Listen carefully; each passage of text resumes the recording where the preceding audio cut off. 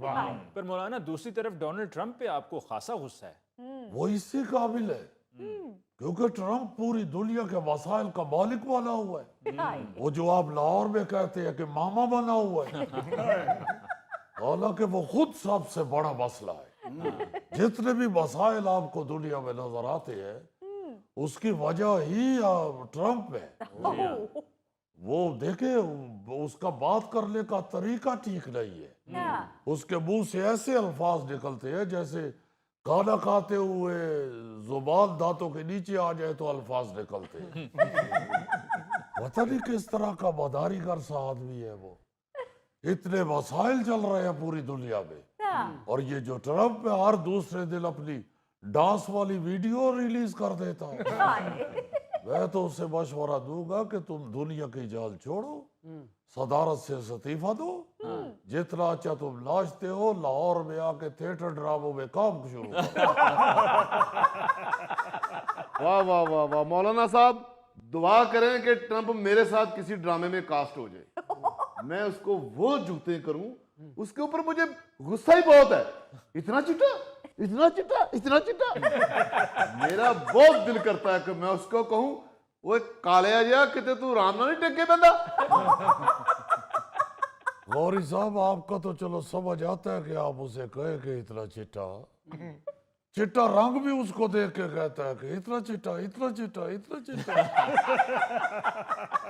बहरहाल छोड़े वो फजूल से टॉपिक हो, ये ट्रंप हो या गद्दाफर हो। अली मुमताज साहब, सबसे पहले तो मैं आप तमाम सहाफियों के साथ इजहार यकजहती करना चाहूँगा।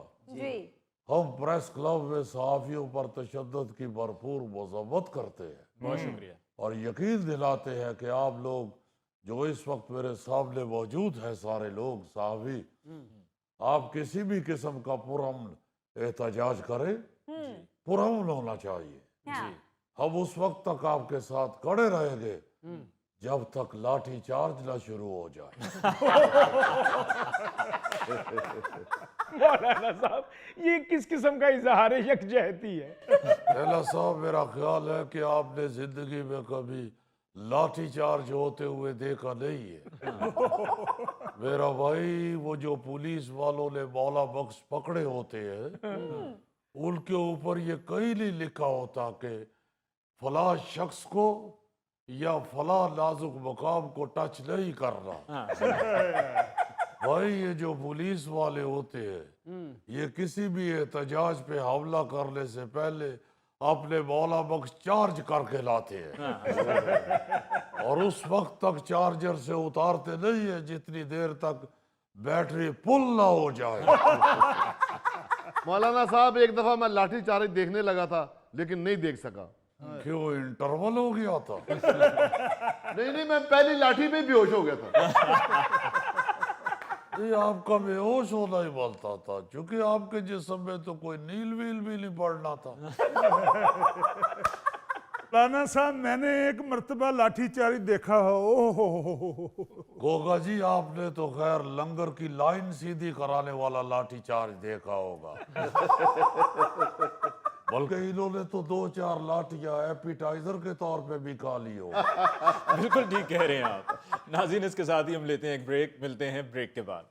किसी का खत नहीं था आता, वो कहता था शाह जी हमारी गली में किसी और का है तो मुझे दे दे, मैं उन तक पहुंचा दूंगा। बिल्कुल। हाँ जी, और शाह जी आगे से कहते थे पुत्र मैं भी यही काम करन दिया, मैं केड़ा खंबे ते चढ़े हैं।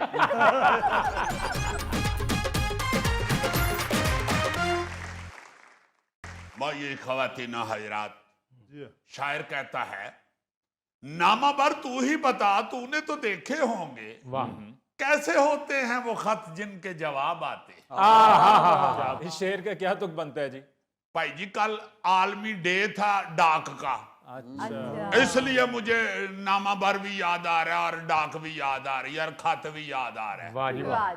खैर आज की जो जनरेशन है, ये जो सोशल मीडिया वाली और मोबाइल फोन वाली और इंटरनेट वाली और व्हाट्सएप वाली, इनको तो ये पता भी नहीं होगा कि डाकिया क्या होता था और खत क्या होता था और इसको खोल के पढ़ने का कितना मजा आता था। हाय हाय हाय हाय।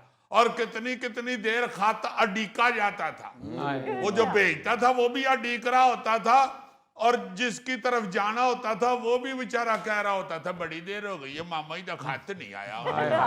फिर डाकिया से पूछा जाता था हमारा को खत नहीं आया। हाँ जी, और डाकिया जो है वो घर का फर्द होता था। जी बिल्कुल। यानी जिस मोहल्ले का वो डाकिया होता था, जिस मोहल्ले में वो डाक तकसीम करता था, वो ऐसे लगता था कि ये हमारा मल्लेदार है। मुझे बड़ी अच्छी तरह याद है कि बड़े ही प्यारे और बड़े नफीस शरीफ आदमी शाह जी उनको कहते थे, जो हमारे मोहल्ले में आते थे डाक लेके। अच्छा। वो उन्होंने वो खाकी रंग की वर्दी पहनी होती थी और साइकिल के ऊपर वो डाक लाते थे, और उनके साइकिल के आगे ना जी वो हैंडल के साथ वो टोकरी सी लगी होती थी। अच्छा। उसमें भी बहुत सारे खत होते थे, और पीछे स्टैंड के ऊपर भी उन्होंने काफी चीजें बांधी होती थी। पार्सल पूर्सल भी बेच होते थे, और खाते भी कितने बड़े होते थे। अच्छा। और एक थैला सा भी उनकी साइकिल के साथ लटक रहा होता था, सही। खाकी रंग का ही बैग, जी बिल्कुल। उसमें भी उन्होंने काफी डाक डाली होती थी। अच्छा। और वो हर एक को खत पकड़ा के साथ उसका हालचाल पूछ के, अगर वो बाहर को मिल गया है अच्छा। या बेल देने पे को बाहर आ गया है, तो बकायदा उससे थोड़ी सी गुफ्तगू करके खत दे के जाते रहते। वाह जी वाह। और हर वो शख्स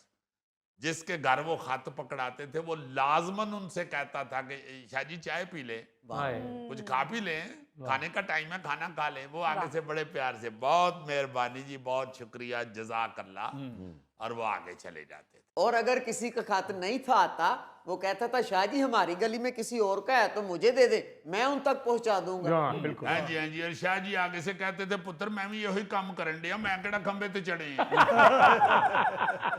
अली साहब, अब लोगों में तो खत का जिक्र खत्म ही हो गया। ओए, ओए। अब तो ये सुनते हैं कि वजीर आजम साहब ने सदर को खत लिख दिया, सदर साहब ने वजीर आजम को खत लिख दिया।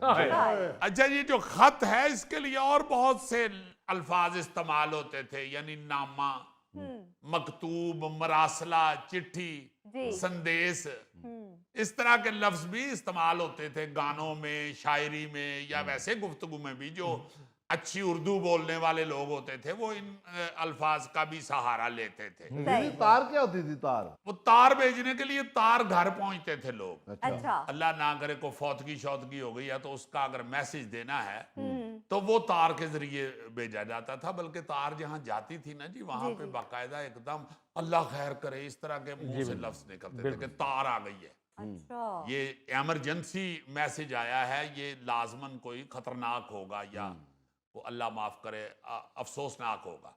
अच्छा, एक और आपको बात याद कराता हूं जी। ये अभी जो हमने शाह जी का जिक्र किया है या डाकिया जो हम कह रहे हैं,